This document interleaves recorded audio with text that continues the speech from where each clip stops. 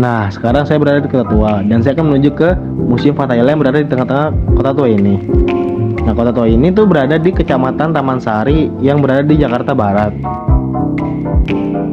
Jadi Kota Tua ini banyak museum seperti Museum Fathahillah, Museum Bank Mandiri, Museum Bahari, dan lain-lainnya. Tapi saya kali ini akan ke Museum Fathahillah.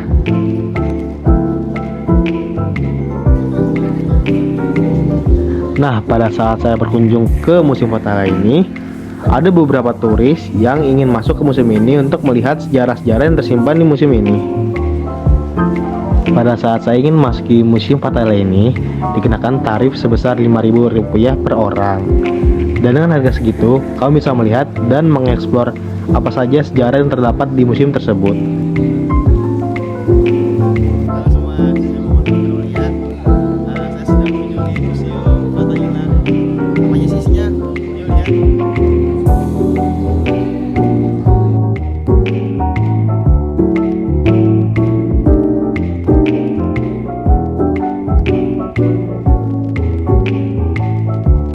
Pada saat saya memasuki pintu masuk, saya melihat sebuah prasasti Tugu.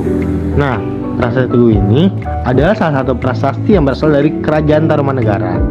Prasasti tersebut isinya menerangkan pengalian sungai Candrabaga oleh Raja Dirajaguru dan pengalian sungai Gomati oleh Purnawarman pada tahun ke-22 pada masa pemerintahannya.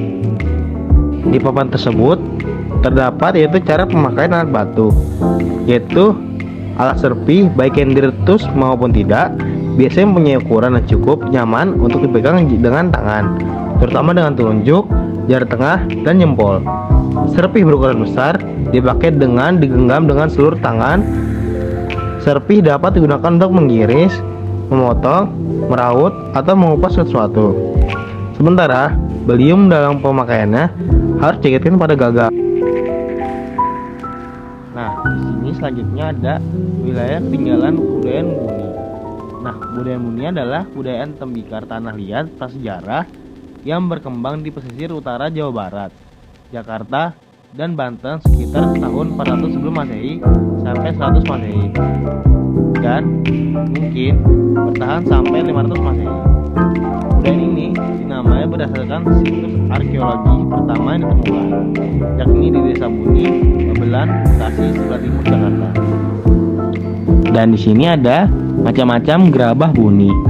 Gerabah itu adalah semacam alat-alat masak atau alat dapur yang terbuat dari tanah liat.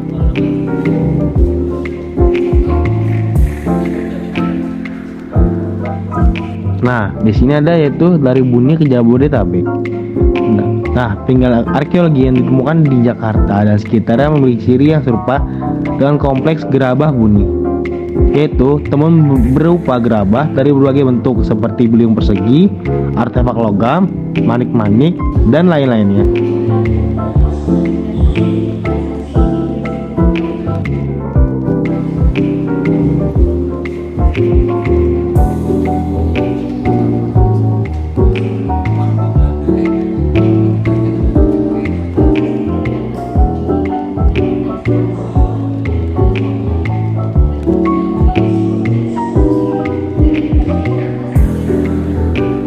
Selanjutnya, saya akan menaiki lantai atas untuk melihat sejarah-sejarah lainnya yang terdapat di museum ini.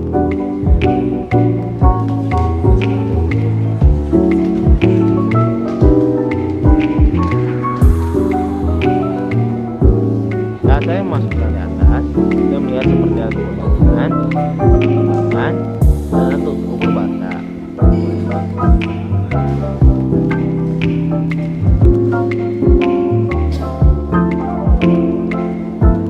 Setelah itu, saya juga melihat banyaknya jenis uang kertas dan uang koin setelah masa kemerdekaan Indonesia.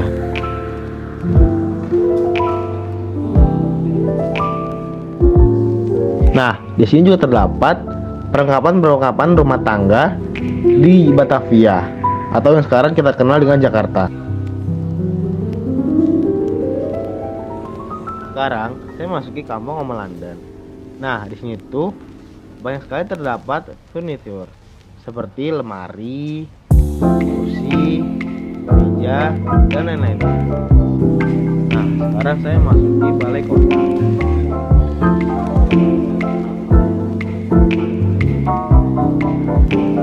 Pada awalnya, museum ini adalah sebuah balai kota untuk perusahaan VOC di Jakarta yang saat itu masih bernama Batavia.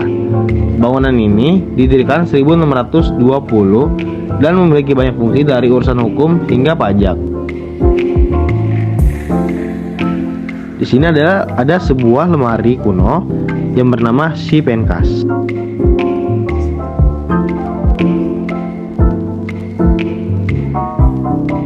Selanjutnya di sini ada VOC dalam lintas sejarah Indonesia. Yang pertama, pada tahun 1602, yaitu awal berdirinya VOC. Dan pada tahun 1610, VOC menduduki Batavia, yang kemudian dijadikan kantor pusat VOC pada tahun 1619. Kemudian pada tahun 1615, VOC memiliki 50 kapal dagang yang berlayar di jalur-jalur perdagangan VOC. Kemudian menjadi 150 kapal di akhir abad ke-17. Dan selanjutnya pada tahun 1652 sampai 1654 terjadi perang pertama antara Inggris dan Belanda. Perang ini meletus di laut antara Angkatan Laut Persemakmuran Inggris dengan Republik Belanda. Perang ini disebabkan oleh sengketa dagang dan dimulai oleh serangan Inggris terhadap kapal dagang Belanda yang kemudian membesar menjadi pertempuran laut antar armada. Lalu pada tahun 1661 sampai 1662, VOC kehilangan kontrol atas Formosa. Selanjutnya, pada tahun 1653, VOC mendirikan kantor dagang di Cape Town, Afrika Selatan. Selanjutnya itu pada tahun 1665 sampai 1667, perang kedua antara Inggris dan Belanda terjadi. Raja Inggris pada saat itu, Charles II, mendeklarasikan perang terhadap Belanda. Inggris berusaha mengakhiri dominasi Belanda atas perdagangan dunia. Perang itu dikenal dengan nama Perang Inggris-Belanda Kedua. Persaingan dagang kedua negara mencapai konflik pada tahun 1665. Setelah permusuhan dimulai, pada tahun sebelumnya dan Inggris telah melakukan New Amsterdam. Pertemuan Lowestoft yang terjadi pada tanggal 13 Juni 1665 dan dimenangkan oleh Inggris, merupakan konflik laut serius pertama. Pada bulan Januari 1666, Prancis ikut serta dalam konflik di pihak Belanda. Selanjutnya itu pada tahun 1667, VOC kehilangan klaim atas Cape Town akibat perang Inggris-Belanda kedua. Lalu, pada tahun 1672 sampai 1673, perang antara Inggris dan Belanda ketiga terjadi. Monopoli VOC atau perdagangan lada mendapat penanganan dari EIC. Perang Belanda ketiga ini adalah konflik laut antara Inggris yang bersekutu dengan Prancis dan Republik Belanda. Ini adalah konflik berskala lebih kecil dalam perang Prancis-Belanda yang lebih luas, yang berlangsung dari tahun 1672 hingga 1678 dan berlangsung dari tanggal 3 April 1672 hingga 19 Februari 1674. Tahun 1672 masih dianggap sebagai tahun bencana di Belanda. Aliansi ini dipimpin oleh Inggris meliputi Prancis, Munster, dan Cologne.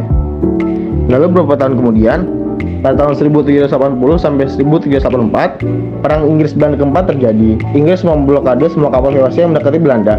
Sebelum perang Inggris-Belanda keempat terjadi ini dipicu oleh negosiasi Belanda dan perdagangan rahasia dengan koloni-koloni Amerika, dan saat itu masih melakukan pemberontakan. Inggris dan Republik Belanda telah menjadi sekutu selama 1 abad. Pada tanggal 20 Desember 1780, Inggris menyatakan perang terhadap Belanda. Mereka dengan cepat menguasai kepemilikan penting Belanda di Hindia Barat dan Timur, dan memberikan blokade kuat di pantai Belanda pada tahun berikutnya. Jadi, perang Inggris dan Belanda ini yang berlangsung dari pertengahan abad 17 hingga abad ke-18 merupakan serangkaian konflik yang sebagian besar terjadi antara Republik Belanda dan Inggris, yang kemudian menjadi Britania Raya. Perang keempat terjadi 1 abad setelah 3 perang sebelumnya, yang memperebutkan perdagangan dan koloni asing pada paruh kedua abad ke-17. Mayoritas pertempuran ini terjadi di laut. Inggris menang pada peperangan pertama, sedangkan Belanda menang pada peperangan kedua dan ketiga. Sebaliknya, Angkatan Laut Kerajaan Inggris telah berkembang menjadi kekuatan angkatan laut paling kuat di dunia pada saat perang keempat. Lalu pada tahun 1783, VOC kehilangan seluruh kapalnya, dan pada tahun 1799 akhirnya VOC dinyatakan bangkrut. Selanjutnya, Saya akan membahas tentang Maghrota VOC dan nampaknya pada kota Batavia. Masa keemasan Batavia di abad 17 bersama dengan masa keemasan VOC. Dan proses keruntuhan kota pelabuhan ini sebagai salah satu pusat perdagangan terpenting di Asia sejak pertengahan abad 18 juga berlangsung dalam periode yang sama dengan kemunduran VOC. Fakta-fakta ini menunjukkan bahwa Batavia tidak pernah dibiarkan oleh VOC untuk menjadi kota yang benar-benar independen. Administrasi kota Batavia menyatu dengan administrasi VOC sehingga kebobrokan dalam birokrasi VOC juga menular ke dalam birokrasi kota. Saat ini hanya sedikit yang tertinggal dari sisa-sisa kejayaan kota Batavia pada abad 17 dan 18. Tembok kota maupun kastil Batavia telah dihancurkan pada masa pemerintahan Gubernur Jenderal Daniels yang memimpin pada tahun 1808 hingga 1818. Apa yang tersisa dari kejayaan kota Batavia adalah gedung balai kota, bekas galangan kapal, menara Syah Bandar, dan bekas gedung VOC yang dipasarkan. Meskipun demikian, warisan Batavia sebagai salah satu kota dagang terpenting di Asia tidak hilang. Meskipun dalam konteks yang berbeda, Jakarta dengan pelabuhan Tanjung Priok saat ini masih terus melanjutkan peran Batavia sebagai salah satu titik simbol penting dalam sejarah perdagangan Asia.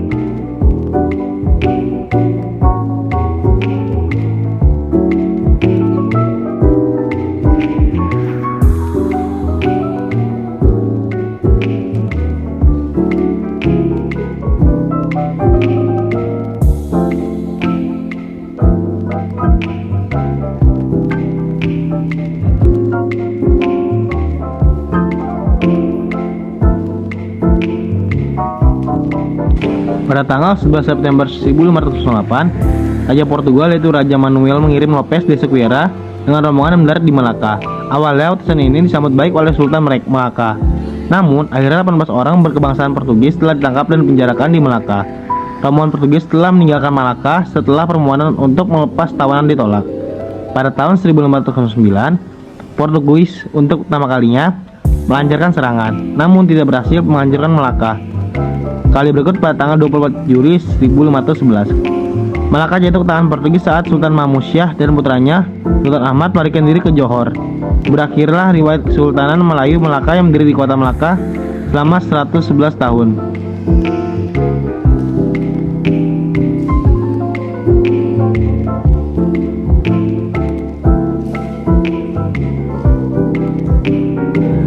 Lalu, ada kedatangan VOC di Jakarta dan pendirian Batavia. VOC adalah perusahaan dagang multinasional tertua di dunia yang didirikan pada Maret 1602. VOC sebelumnya datang ke Banten, tetapi mereka akhirnya mendirikan pusat dagang mereka di Kalapa dan membangun Batavia di 1609. Kemudian, Batavia menjadi pusat dagangan yang melibat Banten. Hingga di tangan bangkrutnya VOC, yaitu pada tahun 1799, dari Batavia, VOC mengendalikan monopoli perdagangan tak hanya di Pulau Nusantara, tetapi juga Asia Tenggara.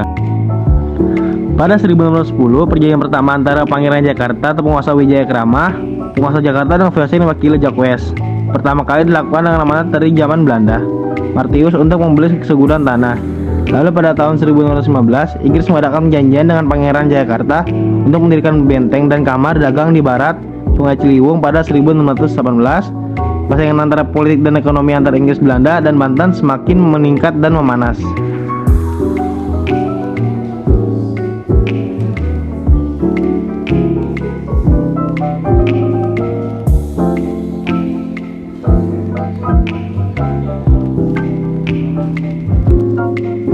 Lalu di sini ada perjanjian Sunda Portugis pada tahun 1522.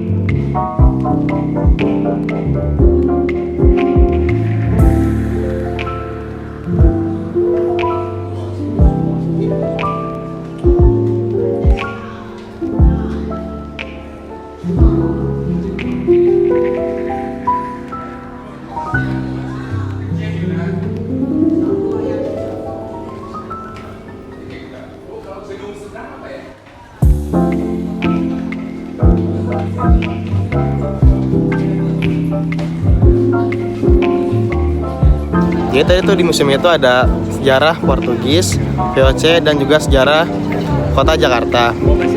Nah, jadi nanti lihat aja ya videonya, saksikan nanti.